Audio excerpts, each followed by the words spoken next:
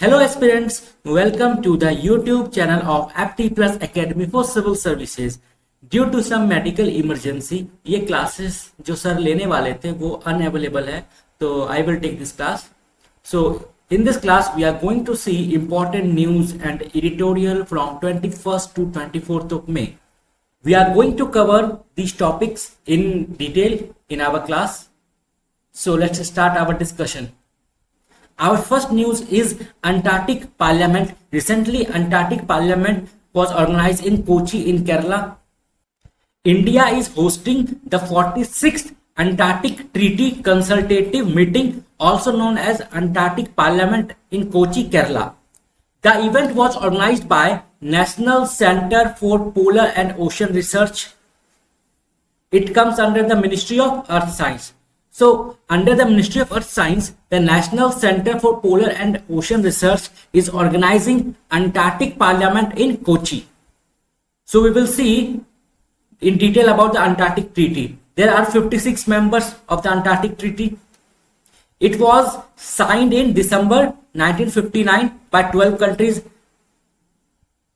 And with the time, more member countries had joined the treaty. The founding members were Argentina, Australia, Belgium, Chile, France, Japan, New Zealand, Norway, South Africa, USSR, United Kingdom and United States. These were the founding members of the Antarctic Treaty. So the treaty was signed in 1959. At that time, 12 countries signed the treaty. The treaty came into force in 1961 and in 1983, India joined the treaty. So India is a part of Antarctic Treaty, and at present there are 56 member countries are there. So these are some of the important points of Antarctic Treaty. For example, Antarctica के अंदर हम लोग उसका जो research purpose के लिए use करेंगे, वहां पे कोई भी मिलिट्री पर्पस या फिर जो वेपनाइजेशन होता है वो हम लोग नहीं करेंगे. So military activities and weapon testing are prohibited in Antarctica. Complete freedom on scientific research. Free exchange of scientific plans among treaty nation. Any territorial claim in Antarctica will be on hold. मतलब world का कोई भी country Antarctica के ऊपर claim establish नहीं कर सकता है. Antarctica is free for all for research purpose. कोई भी न्यूक्लियर वेस्टेज को डंप नहीं करेगा वहां पे. और अंटार्कटिका के अंदर क्या है कि 56 कंट्रीज है, हर कंट्रीज का अपना वहां पर रिसर्च स्टेशन है. ठीक है, तो फॉर एग्जांपल जो इंडिया का रिसर्च स्टेशन है वहां पे, तो इंडिया का जो लॉ एंड ऑर्डर है, जो इंडिया का रूल्स है, लॉ है, वो सिर्फ इंडियन रिसर्च सेंटर में ही अप्लाई होगा और कहीं पे नहीं. तो हर कंट्री का जो होता है वो अपना जो रूल्स होगा, रेगुलेशंस होगा, वो उस कंट्री के रिसर्च सेंटर पे ही अप्लाई होगा. National law only applies to citizens, not to areas in Antarctica. Citizens पे अप्लाई होगा, ना कि एरिया के ऊपर. और विद द टाइम अगर मान लो कि अंटार्कटिक ट्रीटी के अंदर जो 56 मेंबर्स है उनको लगता है कि नहीं, we need to take some reforms, कुछ रिफॉर्म्स हम लोग को लेना है, तो every reform under this treaty that may be modified by unanimous vote. मतलब हर 56 मेंबर्स को एग्री होना पड़ेगा उस रिफॉर्म के ऊपर, तभी उस रिफॉर्म को लिया जा सकता है. The treaty may be modified by unanimous vote. और अगर मान लो कि जो पार्टीज है उनके बीच में कोई डिस्प्यूट होता है, तो in this case the issues to be settled by the International Court of Justice under UN. So important key features of the treaty are: the Antarctica will be used for peaceful purpose, for study and research purpose, scientific cooperation. Signatories, member countries have the freedom to conduct scientific research, share their plan, cooperate as needed and make their data available. जिससे कि member countries के बीच में एक integrated way में research and development हो सके वहां पे, जिससे कि एक इंटीग्रेटेड वे में, एक कॉम्प्रिहेंसिव वे में एक अंडरस्टैंडिंग डेवलप हो सके अंटार्कटिका के ऊपर. So in 1983 India sign the Antarctic treaty. उसके बाद इंडिया वहां पर रिसर्च कंडक्ट कर सकता है. तो इंडिया ने सबसे पहले अपना दक्षिण गंगोत्री, एक रिसर्च स्टेशन था, इंडिया ने स्टैब्लिश किया था Dakshin Gangotri. So the first Indian research station on Antarctica was Dakshin Gangotri, but it is now closed. So at present only 2 research stations of India are active in Antarctica, which is Maitri and Bharati.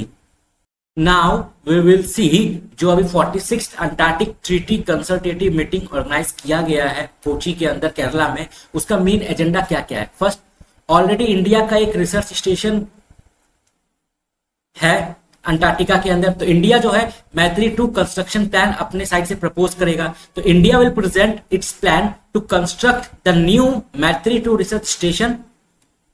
Second, tourism regulation, तो India will introduce a working group dedicated to regulating tourism in Antarctica, जिससे कि एक sustainable वे में Antarctica के अंदर tourism को promote किया जा सके, जिससे कि वहां के इकोसिस्टम को और इन्वायरमेंट को कोई लॉस ना हो, कोई नुकसान ना हो। एक सस्टेनेबल वे में रिसर्च स्टेशन को प्रमोट करना है जिससे कि क्लाइमेट चेंज को मिटिगेट किया जा सके। Then promoting peaceful governance, maintain Antarctica as a zone of peace and cooperation. ये नहीं कि यूएसए और रशिया के बीच में अगर मान लो इश्यू चल रहा है तो फिर वहां पर जो साइंटिफिक कम्युनिटी है या फिर जो रिसर्च स्टेशन है वो भी एक दूसरे के साथ रिलेशन खराब करना स्टार्ट कर दे। नहीं, ऐसा नहीं। जो भी आपका नेशनल पॉलिटिक्स है वो अंटार्कटिका से बाहर रखो आप, और अंटार्कटिका के अंदर आप पीसफुल वे में रिसर्च एंड स्टडी पे कंडक्ट करो, उस पर फोकस करो। So geopolitical tension should not affect the continent.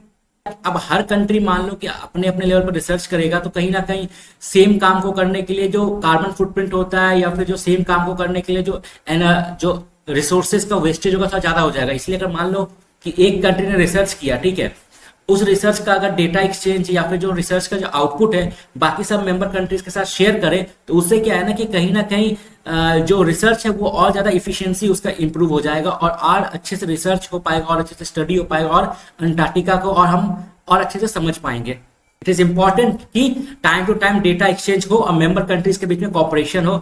ये नहीं कि अपने अपने लेवल पे सब अपना कर रहा है, अलग अलग आइसोलेशन में कर रहा है, ऐसा नहीं होना चाहिए।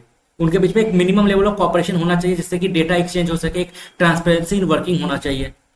So this is the map of Antarctica. Here Ross Sea, Weddell Sea, Amundsen Sea, Wilkes Land, and these are the location of some research station. For example, Halley, it belongs to UK. Then Vostok belongs to Russia. Here India, Dakshin Gangotri. Recently, Venezuela became the first country in modern history to lose all its glacier. तो Venezuela के अंदर क्या होता है, total 7 glacier होते हैं जिसमें से 6 ऑलरेडी मेल्ट डाउन हो चुका होता है, एक लास्ट ग्लेशियर बचा होता है हम्बोल्ट ग्लेशियर, बट रिसेंटली ये हम्बोल्ट ग्लेशियर जो है वो भी मेल्ट डाउन हो गया। तो in the modern history Venezuela became the first country to lose all its glacier. The last glacier in Venezuela has melted faster than scientists expected and has now been reclassified as an ice field. So the primary cause of the glacier melting is global warming, which is driven by human activities like burning fossil fuels and releasing greenhouse gases, जिससे कि carbon dioxide and methane का जो atmosphere के अंदर जो composition है वो increase हुआ, जिसके कारण ग्लोबल वार्मिंग हुआ और आइस का मेल्ट डाउन हुआ, ग्लेशियर का मेल्ट डाउन हो गया। This Humboldt Glacier is located in Andes mountain chain. This is the location of Venezuela. It share border with Colombia. Here Guyana. The capital is Caracas. Here Caspian Sea. Here Brazil. Our next topic is radical democracy. This concept was given by Amin Roy. The core concept is that it combines justice plus freedom. Roy criticized the superficial nature of democratic process that merely involved regularized voting. So, according to the Amin Roy, regular basis पे सिर्फ voting करना ही democracy नहीं होता है। Democracy का मतलब क्या होता है कि जो ह्यूमंस, जो सिटीजन्स, जो वोटर्स है, जो वोट डाल रहे हैं, उनको पता होना चाहिए क्या कि वो किस बारे में वोटर डाल रहे हैं। The voters must be informed and are capable of independent judgement. मतलब उनके पास सफिशिएंट इंफॉर्मेशन होना चाहिए और वो एक रैशनल वे में वोटिंग करें। एट प्रेजेंट क्या होता है हमारा जो इंडियन पॉलिटिकल सिस्टम, उसमें क्या होता है, मान लो XYZ एक पॉलिटिकल पार्टी है, इस पॉलिटिकल पार्टी ने किसी एक कैंडिडेट को टिकट दिया। अब ये कैंडिडेट इस पॉलिटिकल पार्टी के नाम से इलेक्शन लड़ेगा और इलेक्शन जीतने के बाद कहीं ना कहीं ये अकाउंटेबल हो जाता है इस पॉलिटिकल पार्टी के प्रति, बिकॉज कहीं ना कहीं ये जो पॉलिटिकल पार्टी है उसने ही उस कैंडिडेट को टिकट दिया और अपने नाम पे जिताया उस कैंडिडेट को। तो एट प्रेजेंट जो हमारा पॉलिटिकल सिस्टम, उसमें क्या होता है, जो कैंडिडेट होता है उसका जो लॉयल्टी होता है मोर और लेस अपने पॉलिटिकल पार्टीज को लेके ज्यादा होता है एज कंपेयर टू सिटीजन्स। यही क्रिटिसिज्म मेन था एम एन रॉय का। तो एम एन रॉय का जो रेडिकल डेमोक्रेसी का कॉन्सेप्ट था उसके अकॉर्डिंग क्या था कि जैसे अभी क्या हमारा स्टेट हो गया, एक स्टेट में क्या होता है डिस्ट्रिक्ट होता है, हर डिस्ट्रिक्ट में क्या होता है बहुत सारा टाउन्स होता है, हर टाउन्स में क्या होता है कि बहुत सारा हमारा वार्ड्स होता है, ठीक है। तो as per the radical democracy theory ये जो वार्ड होता है ना, वार्ड ये होना चाहिए एक हमारा पॉलिटिकल यूनिट होना चाहिए। मतलब क्या, एक वार्ड के अंदर एक जो लोग हैं वो आपस में मिले, सब कुछ डिस्कस करें, देन ये वार्ड के अंदर एक इलेक्शन हो, ठीक है। फिर ये जो वार्ड के अंदर जो इलेक्शन होगा, यहाँ जो अपने वार्ड मेंबर्स होंगे आफ्टर डिस्कसिंग द पॉलिसीज और इकोनॉमिक इश्यूज वो अपने तरफ से एक मेंबर को इलेक्ट करेंगे। देन वो मेंबर, हर वार्ड से एक मेंबर आ गया, देन ऐसे ही पूरे टाउन के अलग अलग वार्ड से मेंबर आएंगे, तो वो सारे वार्ड्स मेंबर जो चुन के आएंगे वो आपस में पॉलिसी को डिस्कस करेंगे, इकोनॉमिक इश्यूज को डिस्कस करेंगे। देन उसके बाद एक टाउन का एक हेड चुना जाएगा मेयर टाइप का, फिर वो मेयर मिलके पूरा डिस्ट्रिक्ट का चुनेगा, फिर पूरा डिस्ट्रिक्ट का मिलके स्टेट का चुनेगा, देन स्टेट का मिलके एक पूरा कंट्री का चुनेगा। तो ये टाइप का सिस्टम था जिससे कि हर लोकल लेवल पे जो इकोनॉमिक इश्यूज होता है, पॉलिटिकल इश्यूज होता है, उसको समझ के डिसीजन लिया जा सके, और जो कैंडिडेट्स होते हैं वो लोगों के प्रति रिस्पॉन्सिबल हो सके, लोगों के प्रति अकाउंटेबल हो सके, ना कि अपने पॉलिटिकल पार्टी के लिए। तो these candidates would be accountable directly to electorate, not to political party. So normally जो हमारा सिस्टम है जहां पे कैंडिडेट्स पॉलिटिकल पार्टी के लिए अकाउंटेबल होते हैं बिकॉज वो उनके नाम पे इलेक्शन जीत के आए हैं, but in the case of radical democracy जो वार्ड मेंबर्स होते हैं या लोकल या रीजनल लेवल पे जो कॉन्फ्रेंस ऑर्गेनाइज होते हैं वो इलेक्ट करते हैं अपने एक कैंडिडेट्स को, जिससे कि वो कैंडिडेट जो है वो अपने इलेक्टोरेट के ऊपर अपने लोगों के प्रति जवाब दे रहे, अकाउंटेबल रहे, ना कि पॉलिटिकल पार्टी के ऊपर, बिकॉज इसमें कहीं पॉलिटिकल पार्टी का कॉन्सेप्ट है ही नहीं। So such a system would promote a more organic form of democracy, because democracy का मतलब क्या होता है, जो कैंडिडेट्स है, जो लीडर्स है, वो लोगों के प्रति अकाउंटेबल रहे। एट प्रेजेंट क्या होता है कि जैसे मान लो हमारा एमपी है, एमएलए है, इलेक्शन हुआ, वोटिंग हुआ, वो लोग जीत गए, जीतने के बाद 5 साल तक उसको कोई रिमूव नहीं कर सकता है। मतलब क्या, अगली बार उसको फिर 5 इयर्स के बाद वो आके वापस वोटिंग प्रोसेस का पार्ट बनेगा, वोट मांगेगा, वापस अगर जीता, वोट मिला उसको, तब वो जाएगा। इसका मतलब क्या है कि once voter elected a people, ठीक ना, उसका श्योरिटी हो जाता है 5 साल तक। 5 साल तक वो काम करे या ना करे, बट वो एमपी या एमएलए बन के रहेगा। But in the case of radical democracy यहाँ पे क्या होता है, right to recall and referendum का कॉन्सेप्ट होता है। मतलब क्या कि मान लो कि लोगों ने एमपी एमएलए को इलेक्ट किया, ठीक है, बट आफ्टर फ्यू इयर्स, मान लो 2 साल के बाद लोगों को लग रहा है कि नहीं 2 साल के अंदर इसने कुछ काम नहीं किया है, ठीक है, तो in the case of radical democracy वहां पे राइट टू रिकॉल का कॉन्सेप्ट होता है। मतलब क्या, लोग आपस में वोटिंग करके, वोटिंग ऑर्गेनाइज करके, रेफरेंडम ऑर्गेनाइज करके उस एमपी को, एमएलए को रिकॉल कर सकते हैं और दोबारा वोटिंग करके किसी और को वहां पे सेंड कर सकते हैं। So this mechanism ensure that local democracies would ensure direct control over the state. अगर लोगों का बात आप नहीं सुनोगे तो people will replace you. M.N. Roy radical democratic program also included the provision for unemployment insurance, old age pension and other social measures. Now our next news is recently a report was released by United Nations Convention on Combating Desert, UNCCD. तो recently UNCCD ने एक report release किया है। तो but before going into the reports detail, we will see about the UNCCD. So UNCCD is a legally binding framework established to combat desertification in Africa. So it is a legally binding framework. It was adopted in Paris in 1994 and entered into force in December 1996. The convention is based on principles of participation, partnership and decentralization which are essential for good governance and sustainable development. मतलब जो area हमारा डेजर्टिफाई हो रहा है, डेजर्टिफाई होने का मतलब क्या कि जो डेजर्ट एरिया है, ठीक है, जो हमारा ग्रीनरी रिड्यूस हो रहा है, जिससे कि जैसे मान लो कि ये हमारा ट्री है, ठीक है, ट्री है और यहाँ मान लो डेजर्ट एरिया है, तो अगर मान लो कि यहाँ पे मेरा डिफॉरेस्टेशन होता है, मतलब क्या, फॉरेस्ट क्या करता है कि सॉइल को एक टाइप से बाइंड करके रखता है, उसको पकड़ के रखता है। बट अगर मान लो फॉरेस्ट कट गया तो ये जो ट्री का जो रूट होता है जिसने कि सॉइल को बाइंड करके रखा होता है, वो बाइंडिंग तो अब टूट गया, कमजोर हो गया। तो अब कहीं ना कहीं जो ये जो डेजर्ट है ये फैलेगा और ये जो इस पूरे एरिया को, जहां पे एक टाइप से फॉरेस्ट था बट वहां पर डिफॉरेस्टेशन के कारण ट्री का नंबर रिड्यूस हो गया है वहां पर, तो अब क्या ये ओपन लैंड बन गया है। तो अब डेजर्ट कहीं ना कहीं क्या है, डेजर्ट जो एरिया है वो धीरे धीरे एक्सपेंड करेगा। तो इसी प्रोसेस को हम लोग क्या बोलते हैं, desertification. So this treaty was signed जिससे कि ये डेजर्टिफिकेशन को रोका जा सके, मतलब जो धीरे धीरे इंक्रीज कर रहा है वो रिड्यूस किया जा सके। ऐसा कैसे कर सकते हैं हम लोग, बाय प्लांटिंग ट्रीज, डिफोरेस्टेशन को कम करना है, एफोरेस्टेशन को प्रमोट करना है। This treaty was signed by nearly 197 countries, nearly universal access. In 2006, the convention was declared the International Year of Desert and Desertification. So 2006 was declared as the International Year of Desert and Desertification. Now we will see जो ये recently report release हुआ है, what are the key points of the recently released reports. एक term है यहाँ पे rangeland. Rangeland क्या होता है?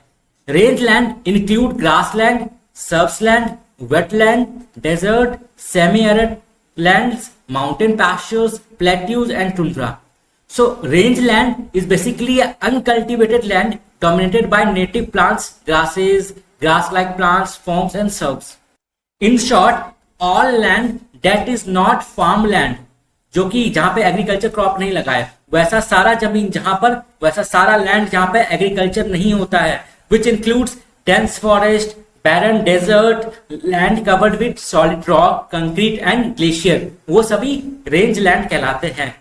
As per the report, 54% of Earth's land is rangeland, and this rangeland is degrading due to climate change, population growth and expanding farmland.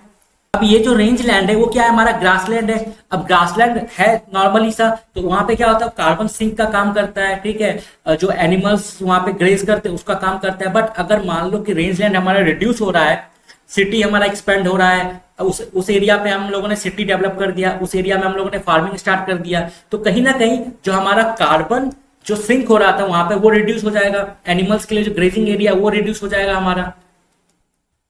पैस्टोरलिस्ट communities in India, एक क्या होता है, फार्मर्स जो कि एग्रीकल्चर करते हैं, सेटल्ड एग्रीकल्चर करते हैं। एक क्या होता है पैस्टोरलिस्ट, मतलब क्या कि जो अपने भेड़ बकरी को लेके, जो अपने एनिमल्स को लेके टाइम टू टाइम मूव करते हैं और उनको ग्रेजिंग करवाते हैं।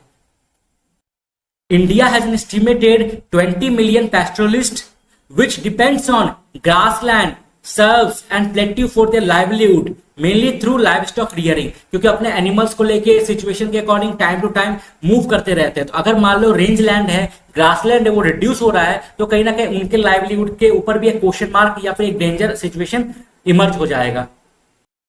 These pastoralist communities are already facing the heat. जैसे कि पहले क्या होता था, कॉमन लैंड होता था गांव एरिया में या फिर मिनी टाउन एरिया में, देखते हैं क्या ग्राउंड्स होता था, ओपन स्पेस होता था, बचपन में हम लोगों ने देखा होगा। बट अब क्या देखते हैं कि वहां पे अब टाउन्स, वहां पे बिल्डिंग्स बन गया है। तो कहीं ना कहीं हम लोगों ने खुद अपने लाइफ टाइम में लास्ट 20 इयर्स के अंदर, 30 इयर्स के अंदर ये एब्जॉर्व किया है क्या कि जो ओपन स्पेस था सिटीज के अंदर, टाउन्स के अंदर, वो धीरे धीरे क्या रिड्यूस हो रहा है। हमारा गांव के अंदर वो भी रिड्यूस हो रहा है धीरे धीरे। तो ऑलरेडी जो पैस्टोरलिस्ट ग्रुप या एनिमल्स को ग्रेज करने के लिए जो लैंड था वो ऑलरेडी धीरे धीरे कम हो रहा है। तो ऐसे में अगर मान लो और कम होता है तो पैस्टोरलिस्ट कम्युनिटीज को और ज्यादा प्रॉब्लम फेस करना पड़ेगा। Decline in grassland areas, less than 5% of India's grasslands are within protected area. जितना भी इंडिया के ना ग्रासलैंड है उसमें से हार्डली 5% ही अंडर प्रोटेक्टेड एरिया है, जो कि किसी नेशनल पार्क के अंदर, किसी बायोडायवर्सिटी गार्डन के अंदर या वाइल्ड लाइफ सेंचुरीज के अंदर आ रहा है। बट 95% जो ग्रासलैंड है वो आउटसाइड द प्रोटेक्टेड एरिया है। तो सोच सकते हैं क्या कि 95% जो है उसके ऊपर बहुत ज्यादा पॉपुलेशन डिपेंडेंट होगा। तो अगर मान लो कि वो ग्रासलैंड धीरे धीरे कन्वर्ट हो जाता है एग्रीकल्चर फार्म में या फिर जो बिल्डिंग्स वगैरह में, तो फिर और ज्यादा प्रॉब्लम फेस करना पड़ेगा इस पैस्टोरलिस्ट ग्रुप्स को।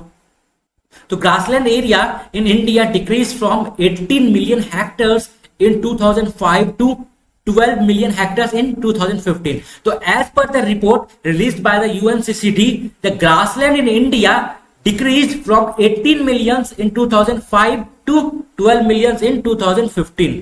अगर पैस्टोरलिस्ट ग्रुप उनका कंट्रीब्यूशन देखा जाए इन इकोनॉमी के अंदर, they contribute to the economy through live stock rearing and milk production. Even India जो है वर्ल्ड का सबसे हाईएस्ट मिल्क प्रोड्यूसिंग कंट्रीज है। The live stock sector contributes 4% to national GDP and 26% of agriculture GDP. हमारे GDP में 4% contribute करता है, और एग्रीकल्चर का अगर पर्टिकुलर जीडीपी देखा जाए हमारा, तो एग्रीकल्चर जीडीपी के अंदर ये 26% कंट्रीब्यूट करता है हमारा live stock sector.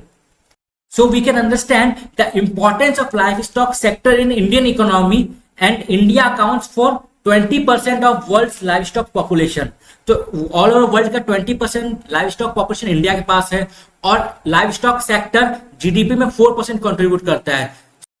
These were the some concern raised in the UNCCD report.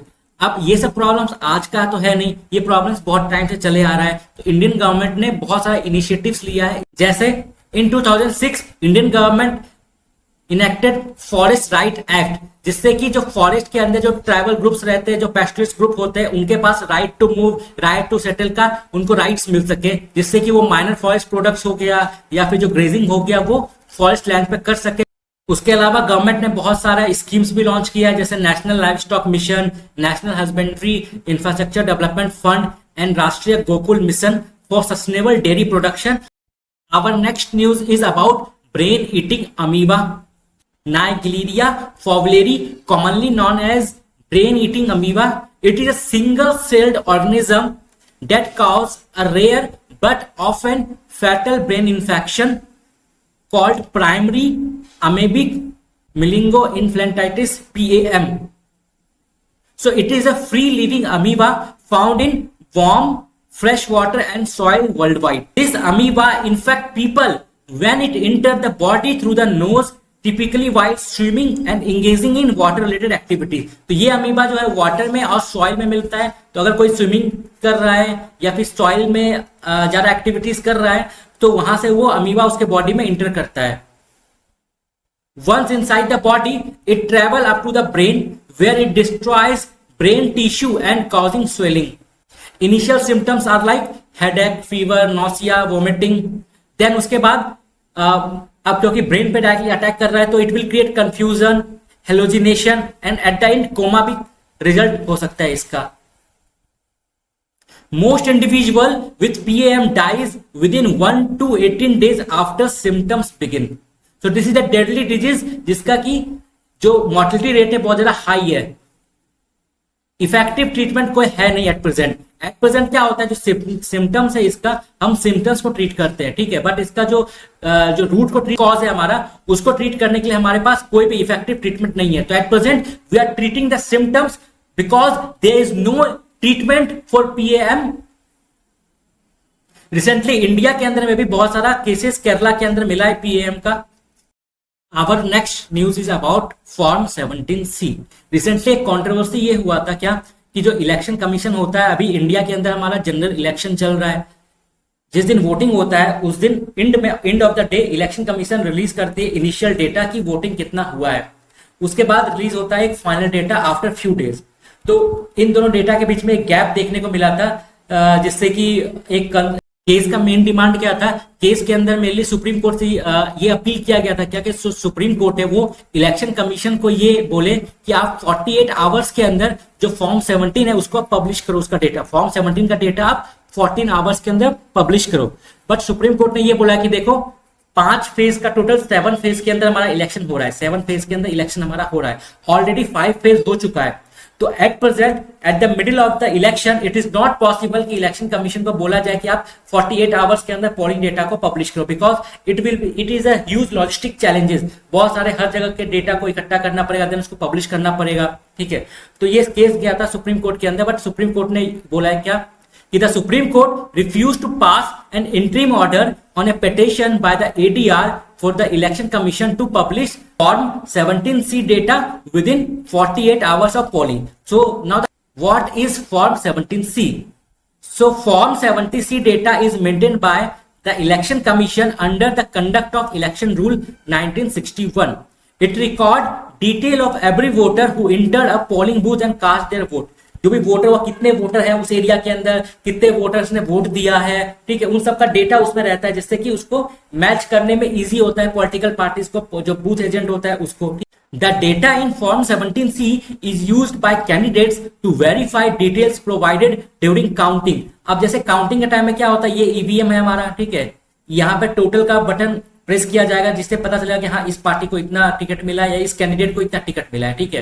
तो अब क्या होता है फॉर्म 17C जो होता है उसमें डेटा होता है क्या कि कितने लोगों ने वोटिंग किया वहां पर, ठीक है, उस पर्टिकुलर पोलिंग स्टेशन पे कितने लोगों ने वोटिंग किया। तो अब ये जो फॉर्म 17C का डेटा होता है वो हेल्प करता है कैंडिडेट को ये वेरीफाई करने में क्या कि जो फॉर्म 17C के अंदर बोला गया कि हाँ मान लो फॉर एग्जांपल 1200 लोगों ने वोट दिया है, ठीक है, तो अब यहाँ पर ईवीएम के अंदर अगर मान लो कि टोटल वोट जो काउंट हुआ है अगर टोटल मिला के सब 1200 हो गया है तो हाँ इसका मतलब क्या है कि जो वोटिंग हुआ वहां पे सब कुछ फेयर हुआ। लेकिन अगर मान लो कि वहां पर कुछ गड़बड़ होता है तो कैंडिडेट जो है उसको वेरीफाई करके देन बाकी लीगल एक्शन ले सकते हैं उसके ऊपर। सो दैट्स व्हाई अभी बहुत ज्यादा डिमांड हो रहा है क्या कि फॉर्म 17C को पब्लिश किया जाए इलेक्शन कमीशन ऑफ इंडिया के थ्रू। But election commission of India ने रिसेंटली ये बोला है क्या, it is not mandatory to publish form 17C on the website. इसलिए सुप्रीम कोर्ट के अंदर इसके ऊपर केस हुआ बट सुप्रीम कोर्ट ने कोई भी ऑर्डर पास करने से मना कर दिया बिकॉज इलेक्शन का already middle of the election में हम लोग ऑलरेडी है। 7 फेज में से 5 फेज ऑलरेडी पास हो चुका है। तो इस मोमेंट पे इस टाइप के ऑर्डर पास करना कहीं ना कहीं एक लॉजिस्टिक चैलेंज प्रेजेंट करेगा, इसलिए सुप्रीम कोर्ट ने रिफ्यूज कर दिया कोई भी ऑर्डर पास करने से। Our next news is microplastics found in fish in Ashtamudi lake. So recently, a study was conducted by the Department of Aquatic Biology and Fisheries, University of Kerala, found that microplastics remains are found in fish, shellfish, sediment and water of Astamudi Lake. They also found plastic polymers and hazardous heavy metal in the water sample. Microplastics are plastic fragments less than 5 mm in length, causing pollution from various sources including cosmetic, cloths, food packaging and industrial process. Microplastics are divided into 2 groups. First, primary microplastic, मतलब क्या कि छोटे छोटे microplastic जो produce होते हैं जो हमारा कॉस्मेटिक्स में यूज होता है वो डायरेक्टली, ठीक है। और दूसरा चीज क्या होता है, सेकेंडरी माइक्रोप्लास्टिक्स, मतलब जो बड़ा प्लास्टिक होता है उसका वियर एंड टियर होता है, उसका ब्रेकडाउन होता है जिससे कि और छोटे छोटे पार्टिकल्स उसके प्रोड्यूस होते हैं। So 2 classification of microplastics are recognised. Primary microplastics, fragments or particles already 5 mm in size or less before entering the environment.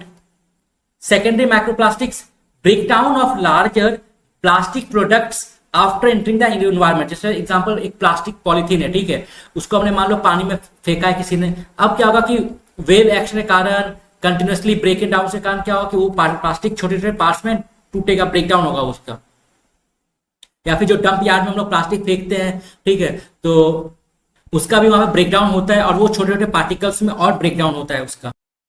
और ये जो माइक्रोप्लास्टिक्स होते हैं बिकॉज इनका साइज बहुत ही स्मॉल होता है तो हमारे फूड चेन में भी इंक्लूड हो जाते हैं और हमारे ह्यूमन बॉडी में भी पाया जाता है ये माइक्रोप्लास्टिक्स। अभी रिसेंटली की स्टडी में ये पाया गया था क्या, recently study found that these microplastics are found in human urine, human placenta and breast milk. About Astamudi Lake. This lake is located in Kollam district in Kerala. This is included in Ramsar list of wetlands of international importance. Our next news is about recently a comparative study on the consumption between India and China was published in The Hindu newspaper. So we will see the important points which we can use in our examination, especially in mains answer writing of paper 3. India and China have a large consumer base because of their large population, with India surpassing China as the world's most populous country in 2023. Earlier China जो था वो world का सबसे populace country था, but because of their policies वहां पे और declining birth rate और टोटल फर्टिलिटी रेट जो था चाइना में वो धीरे धीरे डिक्लाइन हुआ, जिसके कारण उनका पॉपुलेशन ग्रोथ रेट भी धीरे धीरे कम हो गया। इंडिया में भी जो हमारा पॉपुलेशन ग्रोथ रेट है और जो बर्थ रेट है, जो फर्टिलिटी रेट है हमारा, वो धीरे डिक्लाइन हो रहा है, बट स्टिल हमारा पॉपुलेशन इंक्रीज कर रहा है और अबाउट 2060 में जाकर हमारा जो पॉपुलेशन होगा वो पीक पे जाएगा। Then after that India's population will also decline. So India spend significantly more on consumption than China. China के अंदर क्या है कि टोटल जो वहां का जीडीपी का 38% ही कंजप्शन पे यूज होता है, बट इंडिया के अंदर जो 58% है वो कंजप्शन पे यूज होता है। And the most important point in this comparison is India's consumption pattern reflect the trend of developing market, जहां पर higher spending on food, clothes, footwear and transport पे higher consumption होता है, ज्यादा खर्चा इस पे होता है, और less spending on education, culture, health care, जो कि कहीं ना कहीं डेवलपिंग मार्केट जो होता है उसका ट्रेंड शो करता है। बट चाइना जो है उसका जो एक्सपेंडिंग ट्रेंड है, उसका जो कंजप्शन पैटर्न है, वो एक डेवलप्ड मार्केट के जैसा शो करता है। जैसे in China they spend more on housing, white goods जिसमें फ्रिज हो गया, वॉशिंग मशीन हो गया, एसी हो गया, these are known as white goods, education, health care. तो इंडिया का जो कंजप्शन पैटर्न है it reflect that India is a developing market, और बट जो चाइना का जो कंजप्शन पैटर्न है वो कहीं ना कहीं एक डेवलप्ड मार्केट का रिफ्लेक्शन शो करता है।